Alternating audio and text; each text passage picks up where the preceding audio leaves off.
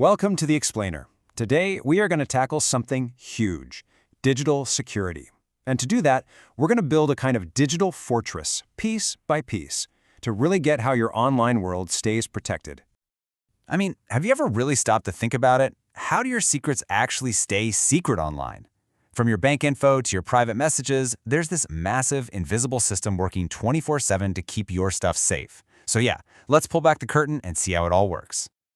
Okay, so first things first. To really understand this whole battle, we've got to know the battlefield. You've probably heard a bunch of different terms thrown around, so let's get crystal clear on what they actually mean. All right, the easiest way to think about this is like an old-school castle. Cybersecurity, that's the whole thing. The walls, the guards, the entire defensive system. Information security is all about protecting the treasure inside the castle, the data itself. And network security, well, that's all about guarding the roads and bridges that lead in and out. See, each one is a different but totally critical layer of defense. So, with all these layers, all this protection, what are we actually trying to do? What are the crown jewels we're guarding here?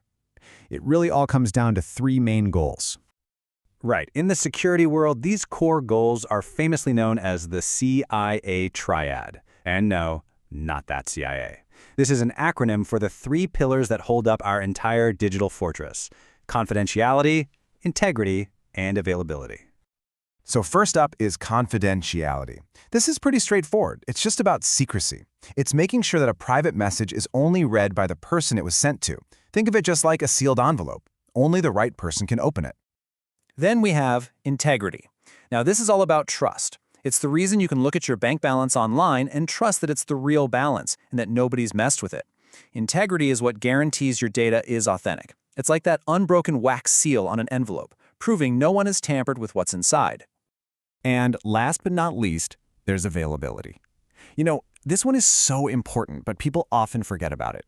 Security isn't just about locking things away, it's also about making sure the right people can get to their stuff when they need it, right?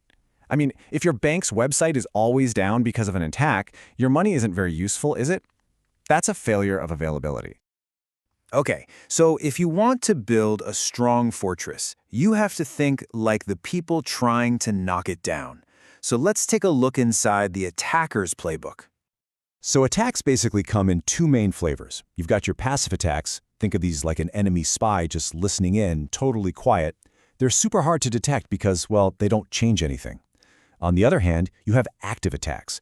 This is more like a saboteur who's actually trying to change messages or break the system. They're a lot easier to spot, but way more destructive. And here are some of the common tools in their toolkit. A masquerade attack? That's like someone stealing your ID to get past a security guard. A replay attack is where they record you saying the secret password and just play it back later. Data modification is exactly what it sounds like, changing a transfer for $100 to, say, $10,000. And a denial of service attack is like flooding the castle gates with so many people that the legitimate folks can't get through. So how in the world do we fight back against all of that? Well, our single most powerful weapon in this digital war is an ancient art form, really, brought into the modern age: secret codes.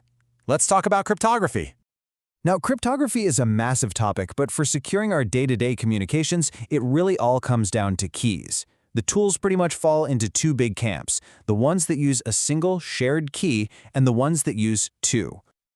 Okay, so symmetric, or single-key encryption, is like having one physical key to a safe that you and a friend both have a copy of. It's super fast, but you've got a big problem. How do you get that key to your friend securely in the first place?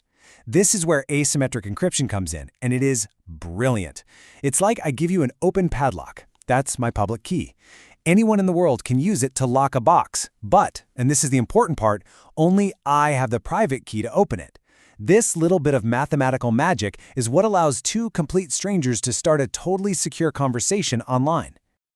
All right, we've got our goals, we know what the attackers are up to, and we have our secret weapon, cryptography. So how do all these pieces actually come together to build that digital fortress we use every day? You literally see it every single day. That little padlock icon right next to a website's address in your browser. It looks so simple, right? But behind that one tiny icon is this incredible, complex system built on everything we've just talked about, working to ensure both confidentiality and integrity for your connection. But that brings up a huge question. maybe the most important one. In a world full of these public keys, if anyone can just make one and say, hey, I'm your bank, how does your browser know it's really your bank and not some imposter? How do we establish that trust? The answer is we bring in a trusted referee, a digital third party called a certification authority, or a CA. The best way to think of them is like a digital passport office. They're the ones who verify a website's real-world identity before they issue an official tamper-proof digital certificate. And here's how that whole chain of trust actually works. So, a bank goes to a CA and proves its identity. The CA then takes the bank's public key and basically signs it with their own super secret private key. Now, your web browser already has a list of these major CAs that it trusts automatically. So when your browser sees a certificate signed by one of them, it knows that the public key it's being given is legit. This whole system, this is what we call a public key infrastructure, or PKI for short. And remember, cryptography is just one, albeit very important, part of our defense. The fortress is reinforced with all these other gatekeepers. You have secure protocols, like HTTPS. Those are the rulebooks for communication. You've got firewalls, which are like the guards at the gate, checking every bit of traffic coming and going.